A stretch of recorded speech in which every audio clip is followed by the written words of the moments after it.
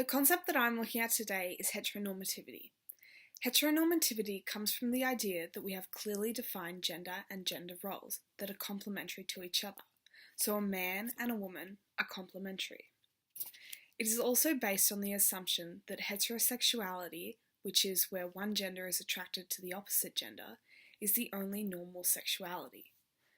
This is put really nicely in the magazine Everyday Feminism by Chris Nelson, where she says that heteronormativity is the normalizing of behaviour and societal expectations that are tied to the presumption of heterosexuality.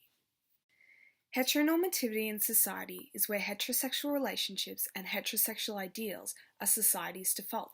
It's the norm and what we automatically assume.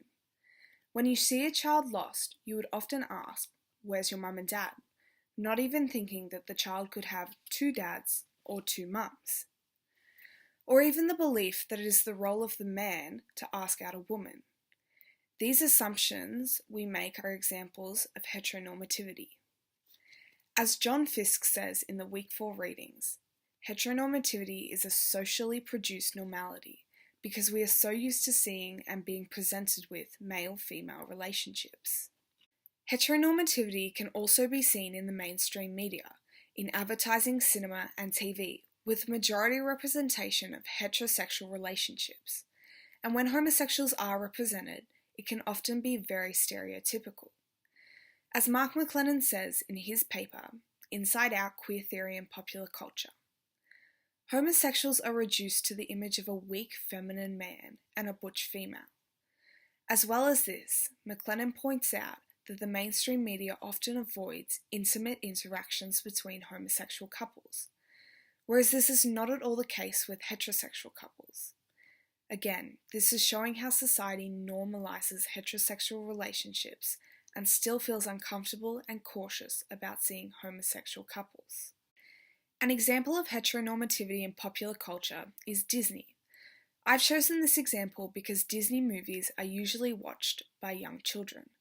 Therefore, in these movies where the princess falls for the prince, there are only representations of heterosexual relationships, portraying the idea that female-male relationships are the only normal ones.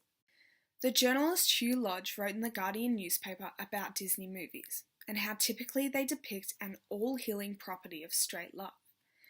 This gives the illusion to people and young children that only straight love can fulfill you. This is seen in many of the Disney movies I grew up with. Take Sleeping Beauty as an example, where the kiss of her prince is the only thing that can wake her up. As well as this, The Princess and the Frog, where the prince turns into a frog and can only be re-emerged as a handsome prince after the kiss from his princess. There is also Ariel, my personal favourite, where only the kiss from her true love Eric will be able to make her dreams come true of being a human. And finally, what about Cinderella, where only the love from her Prince Charming can take her away from the life that she hates. In Lodge's article, he also mentions Disney animation has a long history of LGBT coding. To me, the way he says coding is exactly right.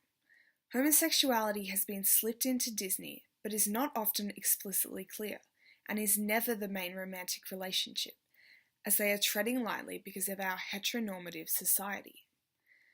However, things are changing in Disney, using LaFleur as the first openly gay character in the new Beauty and the Beast. Because of the small representation of homosexual relationships in films such as Disney ones that people grow up watching, this is part of the reason why people wrestle with their sexuality, because heteronormativity in our society leads them to believe that being gay isn't normal. Now, hopefully this will not always be the case.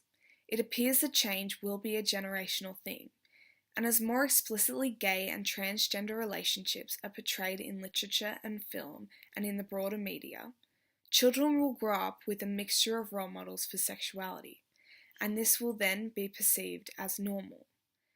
But this will take a considerable amount of time. So thank you for listening.